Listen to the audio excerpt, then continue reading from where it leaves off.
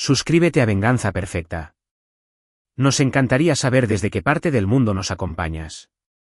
Cuéntanos en los comentarios. Ahora, sumerjámonos en la historia de hoy. Diego Fuentes limpiaba la barra de la cantina El Patrón, observando a la clientela vespertina entrar. Habían pasado 5 años desde que dejó el cuerpo de fuerzas especiales, y la vida civil todavía se sentía como usar las botas de alguien más. Nunca le terminaron de ajustar del todo, pero su hijo Santi hacía que valiera la pena. «Papá». Santi, de 7 años, irrumpió por la puerta, y su abuela, doña Margarita Ramos, lo seguía con una sonrisa de disculpa. La mochila del niño rebotaba mientras corría directo a los brazos de Diego. «Bueno, campeón, ¿qué tal la escuela?». Diego lo levantó para sentarlo en un taburete. «Saqué un 10 en mi proyecto de ciencias. El volcán estuvo increíble». Los ojos de Santi brillaban con la misma intensidad que Diego recordaba de su propia infancia. Margarita le apretó el hombro a Diego. «Es brillante, justo como tú antes de que te fueras y te unieras al ejército», lo dijo sin juzgarlo. Ella lo había criado sola después de que su padre muriera en un accidente en la fábrica, y entendía a los hombres que necesitaban un propósito. «Antes de que aprendiera a ser alguien en la vida, querrás decir», sonrió Diego. La campanilla de la puerta volvió a sonar. La sonrisa de Diego se desvaneció. Sofía Villalobos entró luciendo un vestido de diseñador que costaba más que la renta mensual de Diego. Detrás de ella se asomaba el general Luis Villalobos, un general de división cuyas condecoraciones parecían brillar incluso en ropa de civil. Llevaban casados 6 meses. «Santi, toma tus cosas ahora mismo».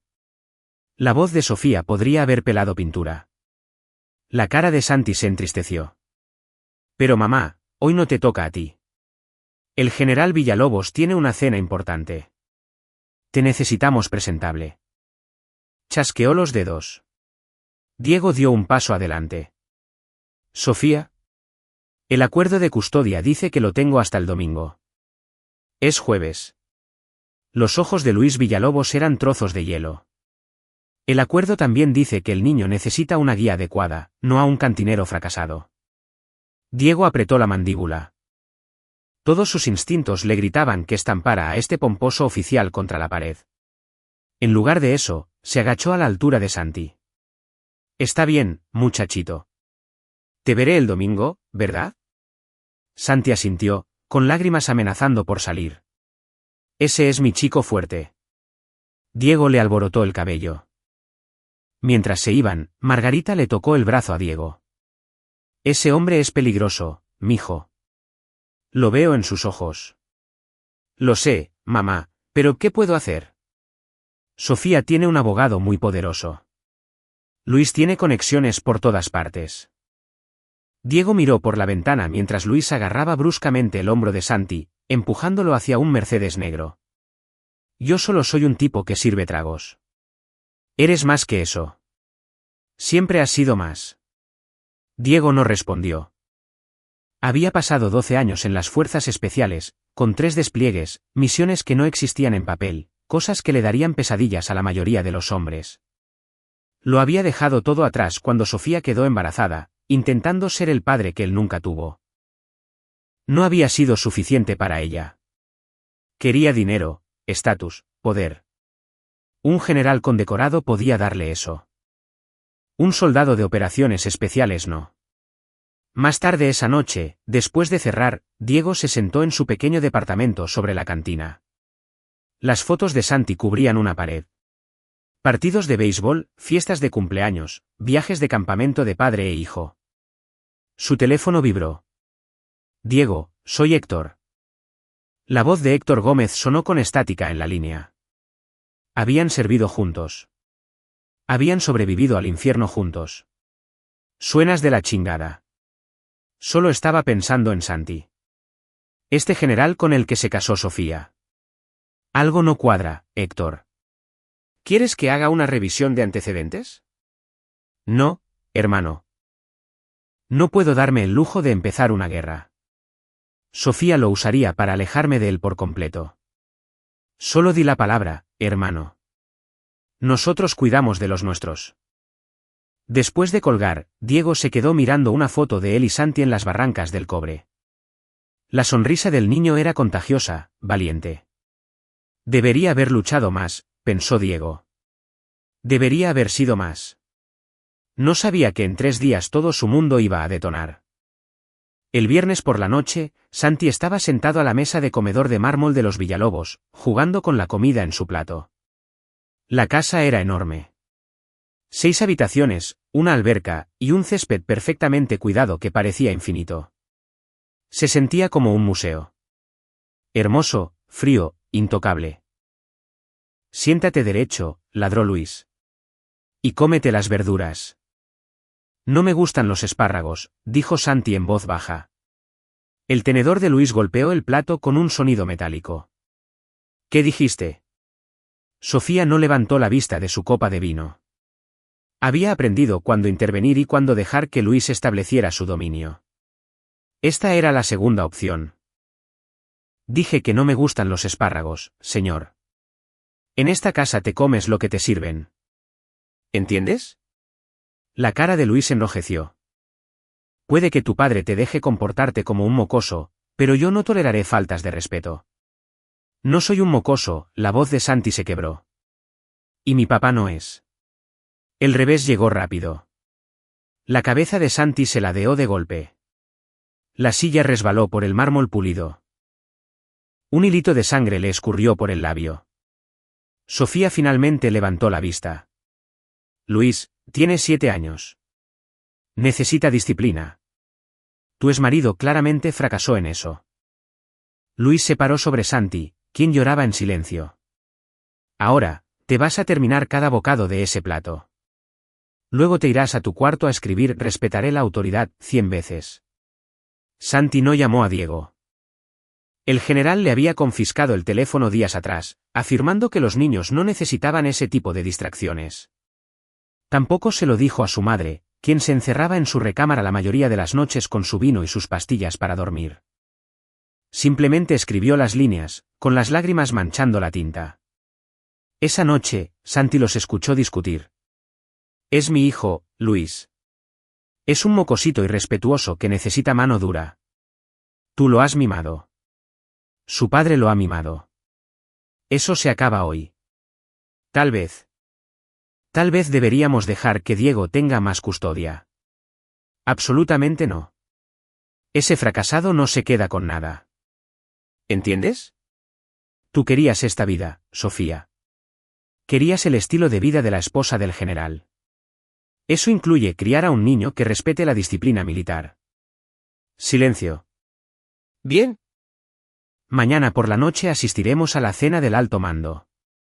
El niño viene con nosotros. Aprenderá cómo comportarse en la sociedad adecuada. Santi hundió la cara en la almohada. Quería a su papá. Quería ir de campamento otra vez, quería volver a reír. Pero algo le decía, uno de esos instintos que tienen los niños cuando los monstruos llevan rostros humanos, que pedir por su padre solo empeoraría las cosas. No tenía idea de cuánta razón tenía. Sábado, 6:47 de la tarde. Diego se estaba preparando para la hora pico de la tarde cuando su teléfono estalló con llamadas de un número desconocido. Señor Fuentes, le llamamos del Hospital Memorial. Su hijo Santi ha sido ingresado en urgencias. Diego no recordaba el trayecto. No recordaba haberse estacionado ni haber corrido por las puertas de emergencias. Solo recordaba la sangre. Muchísima sangre en la camilla mientras las enfermeras llevaban a Santi de urgencia al quirófano. ¿Qué pasó? Diego agarró a un médico por la bata. ¿Qué le pasó a mi hijo? El doctor Adrián Vázquez apartó suavemente la mano de Diego. Tiene una fractura severa de cráneo, hemorragia interna y múltiples contusiones. Señor, ¿se cayó de una altura considerable? No lo sé. Yo no estaba ahí. ¿Dónde está su madre? Señor Fuentes. Diego. Apareció Margarita. Su uniforme de enfermera estaba arrugado. Ella trabajaba en ese hospital y lo había llamado de inmediato. Hay algo que necesita saber. El reporte de la policía dice que se cayó de un vehículo en movimiento. El mundo de Diego se tambaleó. ¿Qué? Un testigo vio un Mercedes negro, y a un niño siendo arrojado mientras el vehículo estaba en movimiento. La velocidad estimada era de 100 km por hora. La habitación dio vueltas. La mano de Diego tembló, no por miedo, sino por una furia tan pura que se sentía como tragar fuego. ¿Dónde está Sofía? En la sala de espera B. El general está con ella. Diego, escúchame. Margarita le agarró la cara. No puedes hacer lo que estás pensando. Santi te necesita. Te necesita tranquilo. Te necesita aquí. Diego se obligó a respirar. 12 años de entrenamiento entraron en acción. Evaluar, planificar, ejecutar. Caminó hacia la sala de espera B como un hombre acercándose a su objetivo. Sofía estaba sentada ahí, con el rímel corrido y el vestido sucio. Cuando vio a Diego, algo pasó por su rostro. Culpa, miedo. Pero desapareció rápidamente. Diego, fue un accidente. Las palabras salieron apagadas, muertas. Luis Villalobos se puso de pie. Llevaba su uniforme. Cada medalla captaba la luz fluorescente. Su hijo me faltó al respeto durante un evento importante. Hizo un berrinche, intentó saltar del vehículo. Traté de detenerlo, pero... Estás mintiendo. Disculpe, los ojos de Luis se entrecerraron. Mi hijo no saltaría de un auto en movimiento. Santi le tiene terror a las alturas, a la velocidad. Ni siquiera se sube a las montañas rusas. Diego se acercó. Así que, volveré a preguntar, ¿qué pasó? La risa de Sofía fue histérica. Tiene razón, Luis. Tal vez deberíamos decir la verdad. El chico me faltó al respeto, la voz de Luis restalló como un látigo. Cuestionó mi autoridad frente a generales, me llamó bravucón y dijo que su padre cantinero valía 10 veces más que yo. Su rostro se puso morado. Le enseñé una lección de respeto. Abrí la puerta y le di a elegir, disculparse o salirse. No se disculpó. La habitación quedó en silencio. Lo aventaste, susurró Diego. Arrojaste a mi hijo de 7 años de un auto que iba a 100 km por hora. Le enseñé las consecuencias, Luis no mostró ningún remordimiento, algo que usted claramente no supo hacer. Diego tomó su teléfono. La mano de Luis salió disparada, destrozando el dispositivo. Plástico y vidrio cayeron sobre el linóleo. No vas a llamar a nadie, dijo Luis, bloqueando la puerta. Su gran tamaño llenaba el marco. Nada de policía, nada de abogados. Eres un don nadie, Fuentes. Yo soy un general de división con 30 años de servicio. ¿A quién crees que le creerán? ¿A un exsoldado fracasado que sirve cervezas o a mí? Sofía se puso de pie. Luis, tal vez deberíamos callarnos. Él ni siquiera la miró. ¿Su hijo se recuperará o no? De cualquier manera, mantendrá la boca cerrada si quiere tener algo de custodia. Porque le prometo que lo destruiré. Haré que lo declaren no apto.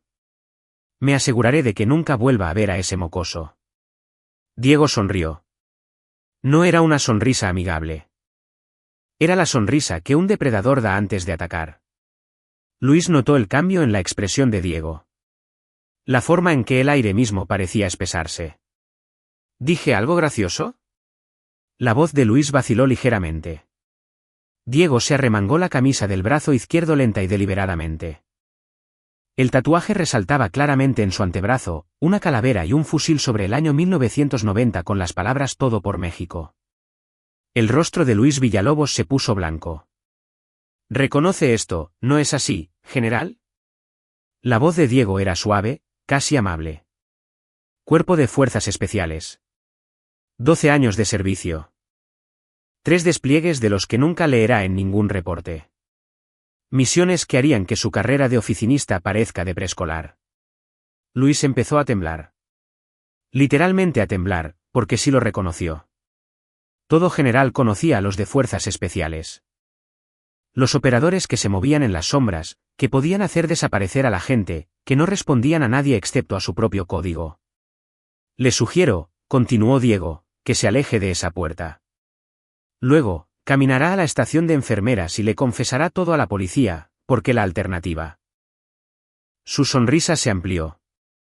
La alternativa es que llame a unos amigos. Hombres a los que no les importan sus medallas ni su rango. Hombres que saben cómo hacer que los problemas desaparezcan. Estás amenazando a un general de división. Luis intentó recomponerse. No es una amenaza. Es una garantía. Diego sacó su cartera y dejó caer algo sobre la mesa. Era una tarjeta, en blanco excepto por un número de teléfono escrito con tinta negra. Es de Héctor Gómez. Fuerzas Especiales. Él y otros 19 hermanos están esperando mi llamada. ¿Quieres saber qué pasa cuando se mete con la familia de un operador especial? El general Luis miró a Sofía y luego a Diego. Su porte militar se había desmoronado. Había pasado su carrera firmando papeles, recolectando medallas por victorias burocráticas. Diego había pasado la suya recolectando habilidades que podían acabar con vidas. Sofía, dijo Luis en voz baja. Deberíamos irnos. No. La voz de Sofía era apenas un susurro. Luis, ¿qué hicimos? No hicimos nada. Le di una lección a un mocoso. Si se muere, se muere. Pero Luis ya estaba retrocediendo hacia la puerta. Diego lo agarró del brazo. El agarre parecía casual, pero Luis soltó un jadeo. Puntos de presión aplicados con pericia. Más le vale a mi hijo vivir, susurró Diego. Porque si no lo hace, su rango no lo salvará. Sus conexiones no lo salvarán. No hay lugar en esta tierra al que no pueda llegar. Soltó a Luis. Ahora piérdase de mi vista antes de que se me olvide que hay testigos. Huyeron. Diego se dejó caer en una silla, sintiendo el bajón de la adrenalina. Margarita apareció con un vasito de papel con agua. Eso fue impresionante, mijo. Aterrador, pero impresionante. Decía cada palabra en serio. Sé que sí.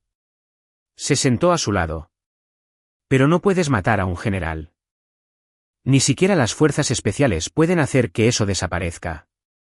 Diego se quedó mirando la tarjeta que había dejado caer. No lo voy a matar, mamá. Voy a hacer algo mucho peor. ¿Qué?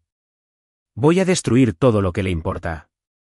Su reputación, su carrera, su libertad. Y cuando termine, deseará que lo hubiera matado. Afuera, una enfermera se acercó con noticias sobre el estado de Santi. Dentro de la mente de Diego, ya estaba comenzando una operación diferente. El general había cometido un error fatal. Le había declarado la guerra a un hombre que había pasado 12 años aprendiendo cómo ganarlas. Santi sobrevivió a la cirugía. Apenas. Diego pasó 72 horas junto a su cama mientras su hijo flotaba en un coma inducido médicamente. La fractura de cráneo había sido reparada. La hemorragia se detuvo, pero los médicos se mostraban cautelosos. Las lesiones cerebrales son impredecibles, explicó el doctor Vázquez. No sabremos la magnitud del daño hasta que despierte. Si es que despierta, escuchó Diego en el silencio. Al cuarto día, los ojos de Santi parpadearon y se abrieron. Papá. Diego le apretó la manita. Hola, campeón. Aquí estoy. Me duele la cabeza. Lo sé, pero ya estás a salvo. Te prometo que estás a salvo. Margarita trajo ropa, comida, y mantuvo a Diego funcional. También trajo a alguien más, una visita. Héctor Gómez entró a la habitación del hospital vestido con jeans y chamarra de cuero, pero su postura gritaba a militar. Le echó un vistazo a Santi, con los vendajes envolviendo su cráneo, las máquinas pitando constantemente, y apretó la mandíbula. Afuera, dijo en el pasillo. La actitud relajada de Héctor se evaporó. Cuéntamelo todo, Diego. Cada detalle de esa noche, la confesión de Luis, la complicidad de Sofía. Dios santo. Murmuró Héctor al terminar de escuchar. Un general de división arrojó a un niño de 7 años de un auto en movimiento y lo admitió frente a tu madre. Ella es testigo, pero... Sofía se retractó de su declaración ante la policía, Diego se frotó la cara. Dijo que fue un accidente, que Santi abrió la puerta él mismo. Luis afirma lo mismo. Es su palabra contra la mía. Y Luis tiene a la mitad de la justicia militar en el bolsillo. Podríamos hacerlo desaparecer. Tengo a 3 de los nuestros en la ciudad que me deben favores. No. La voz de Diego fue firme. Esto no terminará así. Quiero que lo destruyan públicamente. Quiero que todo el mundo sepa lo que hizo. Quiero que le quiten sus medallas, que pierda su pensión, y que su nombre sea arrastrado por el lodo. Héctor lo observó detenidamente. Ese no es el Diego con el que serví. Siempre fuiste quirúrgico, rápido, silencioso, decisivo. Eso fue antes de que tocaran a mi hijo. Me parece justo. Héctor sacó una tablet. Entonces, empecemos a escarbar. Luis Villalobos, general de división. A simple vista, está impecable. Condecoraciones. Asignaciones en la Sedena. Asesor de 3 presidentes. Pero nadie está tan limpio, hermano. Nadie. A lo largo de la semana siguiente, mientras Santi sanaba lentamente, Diego y Héctor armaron un caso. Incorporaron a otros. Beto Cruz, un exanalista de inteligencia que ahora dirigía una firma de investigación privada, Marcos Treviño, especialista en análisis forense financiero, y el licenciado Teodoro Rueda, un abogado militar con un profundo resentimiento hacia los oficiales corruptos. Lo que encontraron hizo que la sangre de Diego hirviera por razones distintas. Luis Villalobos no solo es una basura abusiva, dijo Beto durante una reunión en el departamento de Diego. Es un abusador sistemático. Encontré a otras 3 familias de soldados rasos que presentaron quejas sobre su trato hacia sus hijos en eventos militares. Todas las quejas desaparecieron. Sus finanzas también son interesantes, añadió Marcos. Ha estado recibiendo pagos de un contratista de defensa, Soluciones Estratégicas Orión. Millones de pesos anuales lavados a través de la consultora de su esposa. ¿Consultora de qué? Ella no tiene experiencia relevante. Así que acepta sobornos, musitó Teodoro. Canalizando contratos hacia Orión a cambio de tajadas. Eso es motivo de consejo de guerra, y potencialmente de tiempo en prisión. Pero necesitamos pruebas, dijo Diego. Pruebas sólidas e irrefutables. Puedo conseguirlas, sonrió Beto. Denme 2 semanas y acceso a sus computadoras. Luis es de la vieja escuela. Probablemente usa la misma contraseña para todo. ¿Y de dónde sacarás el acceso? Déjamelo a mí. Mientras tanto, Sofía intentó visitar a Santi. Diego le bloqueó el paso en la puerta. Por favor, rogó. También es mi hijo. Te reíste. La voz de Diego podría haber congelado el mismísimo infierno. Cuando tu marido aventó a nuestro hijo de un coche, te reíste. Santi le dijo a la policía que recordaba ese sonido. Estaba en shock. Elegiste a un monstruo por encima de tu propio hijo. Ahora aprende a vivir con ello. Le cerró la puerta en la cara. Pero la visita de Sofía le dio una idea. 10 días después del incidente, Sofía recibió una llamada de un número desconocido. Señora Villalobos, soy Camila Montoya, de la oficina del Inspector General de la Sedena. Estamos investigando irregularidades en las adjudicaciones de contratos de defensa. Su empresa de consultoría ha sido señalada. Nos gustaría hacerle unas preguntas. A Sofía le tembló la mano. No sé de qué me está hablando. Señora, esta es una llamada de cortesía. Puede hablar con nosotros voluntariamente o podemos emitir un citatorio formal. Usted decide. Yo. Necesito hablar con mi esposo. Por supuesto, nos mantendremos en contacto. La mujer colgó. Sofía se quedó mirando el teléfono, mientras el pánico crecía. Luis le había prometido que su arreglo con Orión era a prueba de balas. Pero si la Sedena la estaba investigando. Llamó a Luis de inmediato. Tenemos un problema. En las instalaciones de la Sedena, Luis Villalobos estaba sentado en su oficina revestida de caoba escuchando a su esposa caer en la histeria. Cálmere. Nadie está investigando nada. Alguien está tratando de asustarnos. ¿Cómo lo sabes? Porque yo soy parte del alto mando, Sofía. Si nos estuvieran investigando, lo sabría antes de que hicieran cualquier llamada. Pero la semilla de la duda había sido plantada. Esa noche, Luis recibió su propio mensaje, un correo electrónico desde una dirección encriptada que contenía fotos. Fotos de él reuniéndose con ejecutivos de Orión, fotos de sobres llenos de dinero en efectivo, fotos de documentos que había proporcionado, información clasificada de licitaciones para próximos contratos. El correo electrónico era simple: renuncia discretamente o esto se hará público. Tienes 48 horas. Luis no renunció. En lugar de eso, llamó a su equipo de seguridad, a sus abogados, y a sus contactos en inteligencia militar. Averigüen quién envió esto. Quiero nombres, direcciones, todo. Lo que él no sabía era que cada llamada que hacía estaba siendo monitoreada por Beto Cruz, quien había hackeado el teléfono de Luis semanas antes. A cada contacto que Luis buscaba, la red en expansión de Diego lo alimentaba discretamente con información falsa. Los operadores de fuerzas especiales no trabajan solos. Construyen equipos, aprovechan recursos, y manipulan entornos. Diego estaba haciendo exactamente eso. Está entrando en pánico, informó Héctor. Comete errores, se está volviendo paranoico. Bien. Pero no es suficiente, dijo Diego. Estaban sentados en la habitación del hospital de Santi.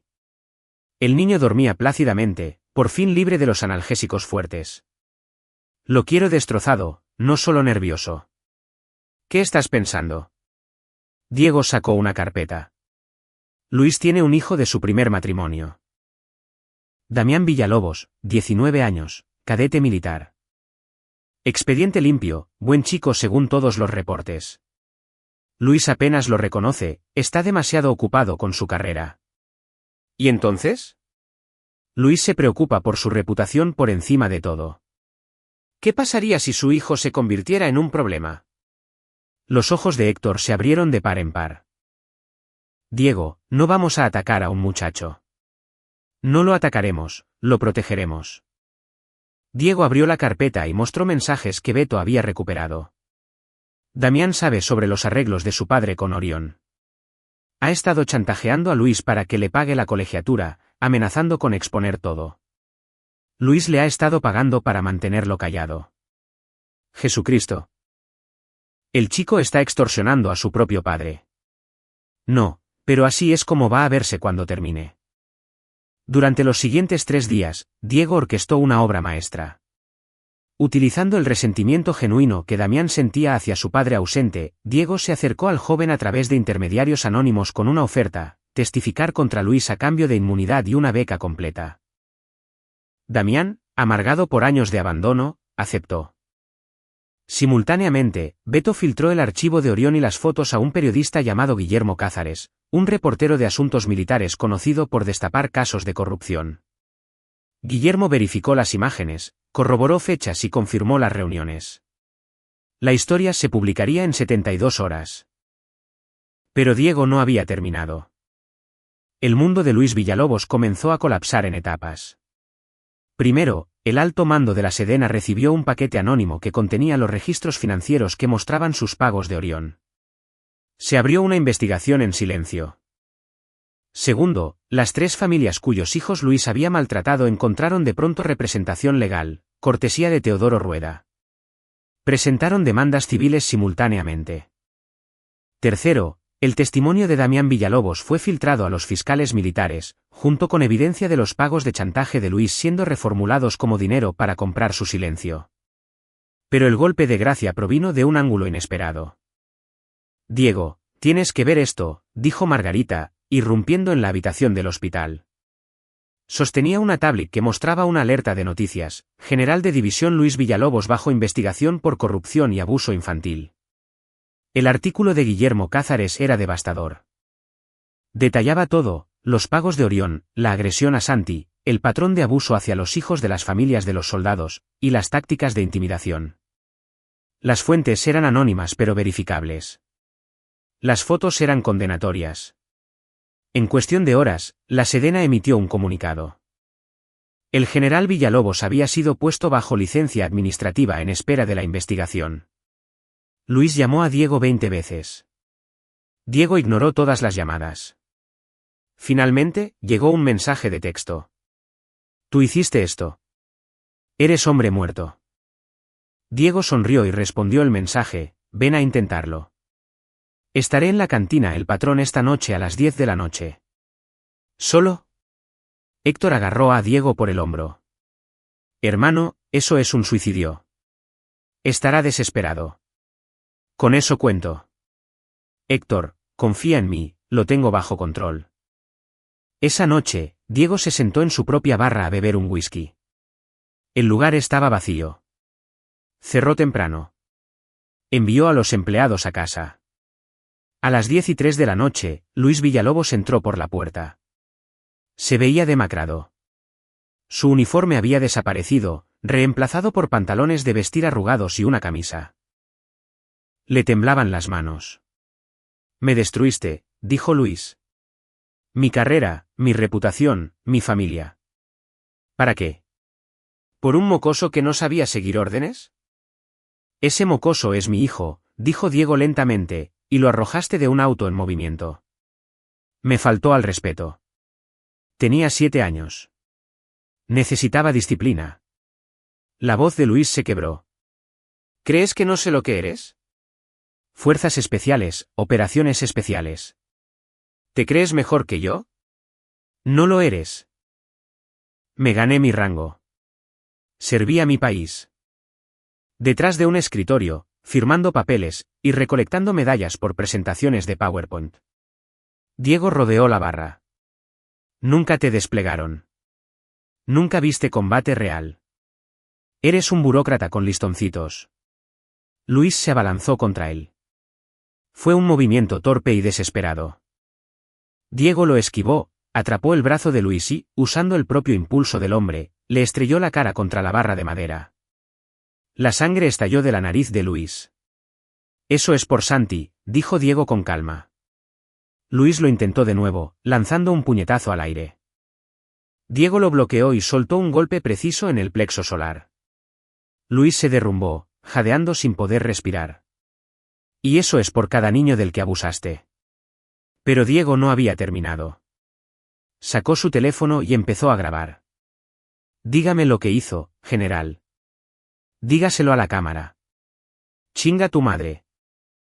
Diego presionó su bota contra la mano de Luis. No lo suficientemente fuerte para romperle los huesos, pero sí para prometerle que lo haría. Dímelo. Arrojé al mocoso. ¿Y qué? Fue un irrespetuoso. Le estaba enseñando una lección. Clic, la grabación se detuvo. Diego se la envió a Beto, quien se la haría llegar a los fiscales en cuestión de minutos. Eso es una confesión. Voluntaria. Sin coerción. Me acaba de dar todo lo que necesitaba. Luis comenzó a llorar, literalmente a sollozar. Mi carrera se acabó. Mi pensión se esfumó.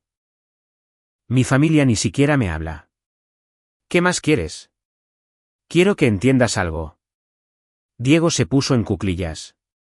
Pudiste haber matado a mi hijo. Casi lo haces.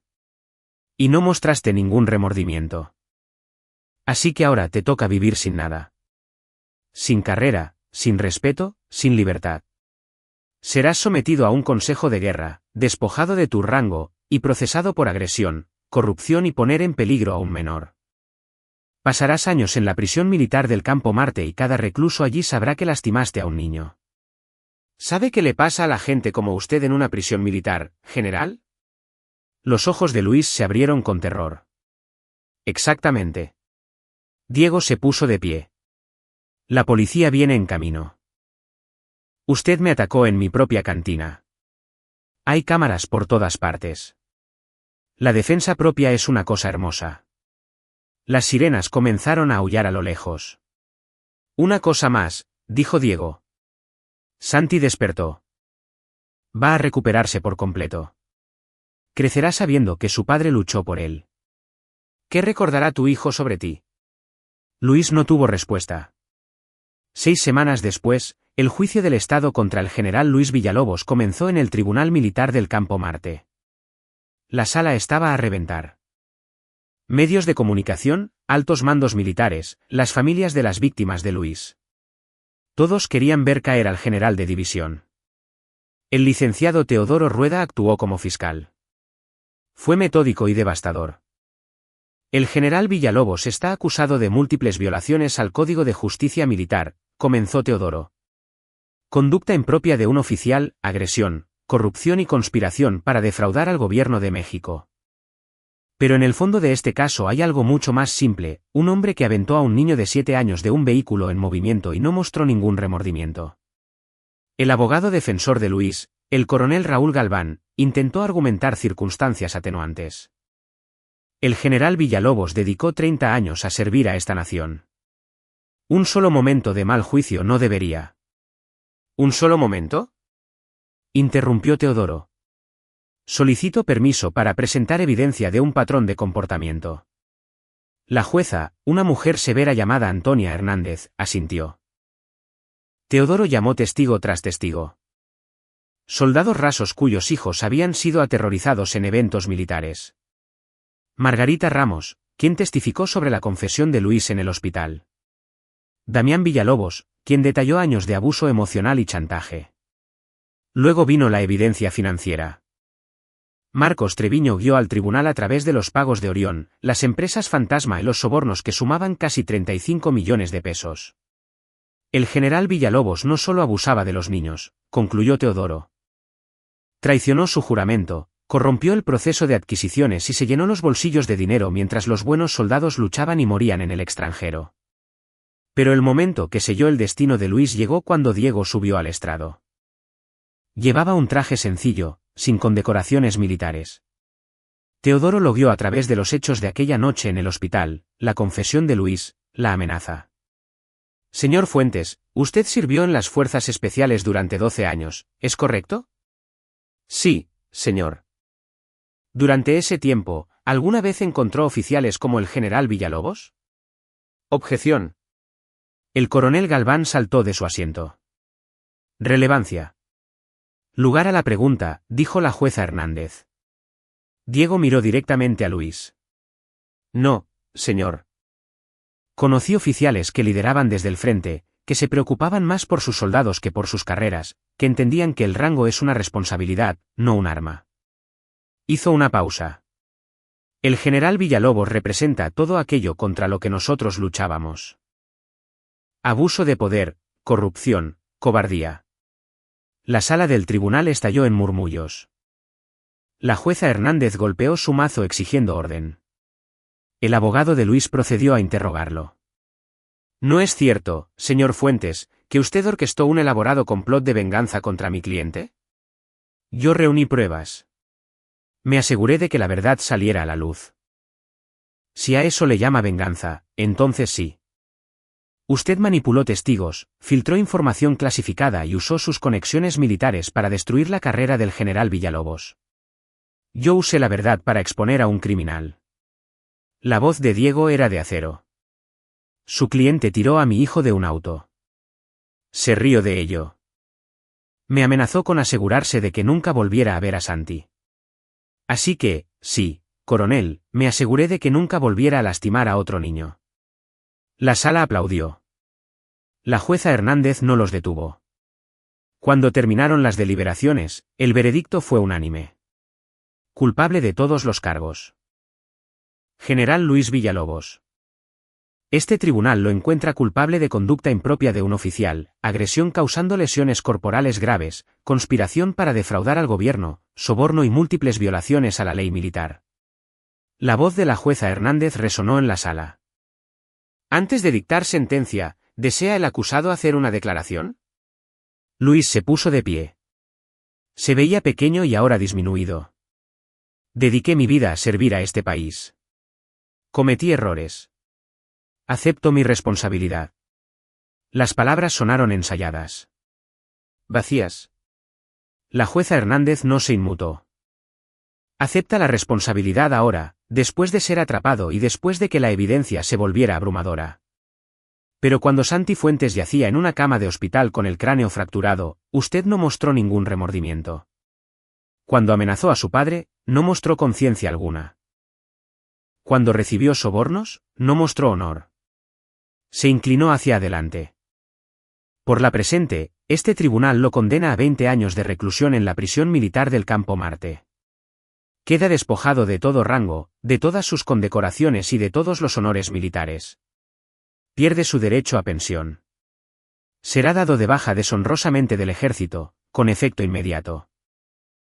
A Luis le fallaron las piernas. Los miembros de la policía militar lo sostuvieron. Además, continuó la jueza Hernández, pagará restitución a las familias a las que ha hecho daño, empezando por Diego y Santi Fuentes. Las demandas civiles en su contra procederán sin impedimentos por parte de este tribunal. Se llevaron a Luis esposado. Al pasar junto a Diego en la galería, sus miradas se cruzaron. En la de Luis había derrota y confusión. Todavía no entendía cómo un cantinero fracasado lo había destruido por completo. Diego le sostuvo la mirada hasta que Luis apartó los ojos primero. Afuera del tribunal, los reporteros se arremolinaron. Diego dio una breve declaración. Hoy se hizo justicia. Mi hijo puede sanar sabiendo que el hombre que lo lastimó enfrentará las consecuencias. Eso es todo lo que yo quería, justicia. Pero Sofía aún no había terminado. Había sido llamada a testificar y se había amparado en su derecho a no declarar en la mayoría de las preguntas. Pero la revelación de su complicidad, de sus risas ante la lesión de Santi y de su retractación en su testimonio, habían destruido su estatus social. Su negocio de consultoría se vino abajo. El club de golf le revocó la membresía. Sus amistades dejaron de llamarla. Acorraló a Diego en el estacionamiento. ¿Estás feliz ahora? Lo has arruinado todo. Yo no arruiné nada, dijo Diego con calma. Tú lo hiciste. Elegiste a un monstruo por encima de tu propio hijo. Él me prometió una vida mejor. Después de ti. Después de años de pasar carencias mientras tú jugabas a ser soldadito. No estaba jugando. Estaba sirviendo a mi país. Y cuando regresé, intenté estar ahí para ti y para Santi. No fue suficiente. No, tú no fuiste suficiente. Las palabras de Diego golpearon como balas, no fuiste lo suficientemente fuerte para criar a un hijo sin lujos. No fuiste lo suficientemente leal para apoyar a tu familia, y con certeza no fuiste lo suficientemente lista para ver lo que Luis era en realidad. Sofía le dio una bofetada. Diego ni siquiera parpadeó. Santi no quiere tener nada que ver contigo, continuó Diego. El juez estuvo de acuerdo. Tengo la custodia total. Tienes derecho a visitas supervisadas una vez al mes, solo si Santi acepta verte. Y ahora mismo, no quiere. Tú lo pusiste en mi contra. No, Sofía. Eso lo hiciste tú sola cuando dejaste que tu marido lo tirara de un auto. Diego se dio la vuelta para alejarse, pero se detuvo. Una cosa más. Teodoro Rueda va a meter los papeles para obligarte a pagar la pensión alimenticia. Resulta que hasta las exesposas de generales tienen que mantener a sus hijos. Buena suerte encontrando trabajo con la reputación que tienes ahora. La dejó ahí parada, con las lágrimas rodando por sus mejillas. 3 meses después, Diego y Santi estaban sentados en el muelle detrás de la cantina, con las cañas de pescar en el agua.